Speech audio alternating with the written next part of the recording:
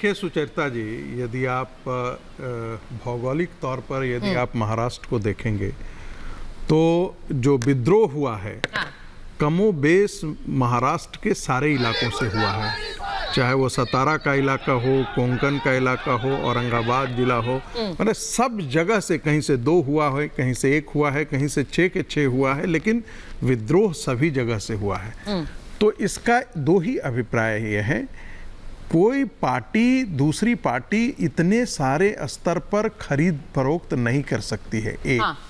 दूसरी बात, शिवसेना के अंदर एनसीपी और कांग्रेस के साथ गठजोड़ करने पर उनको पता था कि शिव सैनिकों को, और जो शाखा की तरह काम करते थे, उनका शाखा बड़ा, उनका बड़ा महत्वपूर्ण इकाई है उनके संगठन का, वो सारे के सारे शाखा जो इकाई थे, जो उनका आधार स्तंभ होते हैं संगठन का, वो सब के सब नेपथ्य में चले गए थे। नतीजा ये हुआ कि जो इसका जो मलाई था, सत्ता की मलाई जो है वो एनसीपी खा रही थी, कांग्रेस को भी कहीं ना कहीं एतराज था, और शिवसेना का जो वैचारिक अधिष्ठान था उसको एनसीपी ने धीरे धीरे एक करके पूरा खत्म कर दिया। तो सच पूछिए तो मैं तो मानता हूं कि शतरंज का जो रियल बाजीगर है महाराष्ट्र में वो शरद पवार है। शरद पवार को लगा कि यदि भारतीय जनता पार्टी और शिवसेना इकट्ठा होकर के महाराष्ट्र की राजनीति में रहती है तो एनसीपी के लिए सत्ता में महाराष्ट्र में आना लगभग असंभव है। कांग्रेस पार्टी हाशिए पर चली जा रही थी, तो इसलिए मुझे ऐसा लगता है कि वो प्रलोभन दे करके उन्होंने सबसे पहले उद्धव ठाकरे को मन में महत्वाकांक्षा जगाई, उनके पुत्र में महत्वाकांक्षा जगाई, और उन्होंने भारतीय जनता पार्टी से उनको खींच करके अपने पाले में लाया। और अब जाकर के, बस 10 सेकंड में अपनी बात कर दूंगा, अपने पाने के बाद, लाने के बाद अब उन्होंने कहीं का नहीं छोड़ा है। उनके हाथ से पार्टी गई, उनके हाथ से सत्ता गई। अब शिवसेना पर कौन कंट्रोल करेगा? रियल शिवसेना कौन है? चाहे उद्धव ठाकरे अपना दीवार सर में मार करके है, लेकिन दुनिया में जो पर्सपेक्टिव गया है वो तो है कि एकनाथ शिंदे ही। प्रोफेसर रागी जो बात कह रहे हैं कि भाई ये एक नया ही गेम प्लान है। एक मिनट, श्याम रावत जी आपके पास आ रहे हो, एनसीपी नेता श्याम रावत हमारे साथ है। श्याम जी देखिए, अभी तक तो ये हो रहा था कि लड़ाई बाप के नाम पर आ गई, इस बात पर हम चर्चा कर रहे थे कि मुंबई का बाप कौन। अब ये बात होगी कि भाई बाप के नाम पर, अपने बाप के नाम पर वोट मांग के दिखाओ। लेकिन यहां शरद पवार जी को तो भीष्म पितामह कहा जाता, वो तो पिता से भी ऊपर है, भीष्म पितामह महाराष्ट्र की राजनीति के माने जाते हैं। अब वो एक नया गेम प्लान लेकर आए, सर प्रोफेसर रागी सजेस्ट कर रहे हैं। सर ये पूरा जो कुछ हो रहा है ये शरद पवार के नजरिए से कैसा लगता है?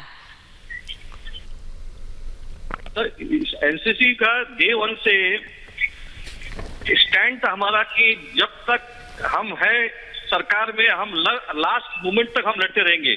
और आदरणीय शरद जी पवार ने ये बात परसों भी प्रेस कॉन्फ्रेंस में कही कि हम पूरी तरह से कंधे से कंधा मिलाकर आदरणीय उद्धव जी ठाकरे के साथ हैं।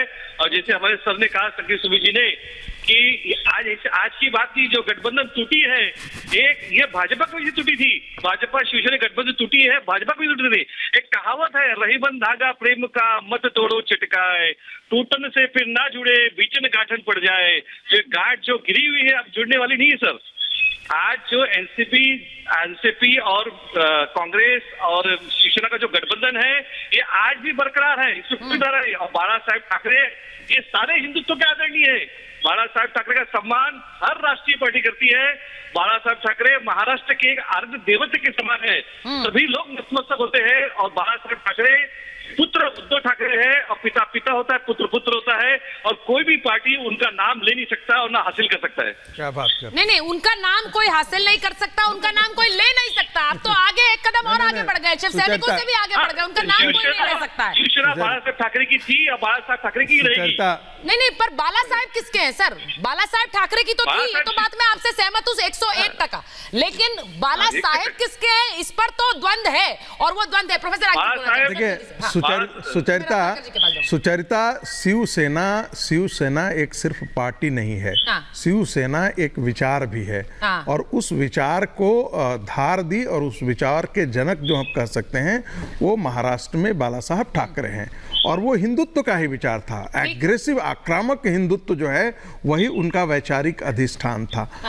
उस वैचारिक अधिष्ठान को सत्ता के लिए उद्धव ठाकरे और उनके सुपुत्र आदित्य ठाकरे ने सारे विचारों की तिलांजलि दे दी।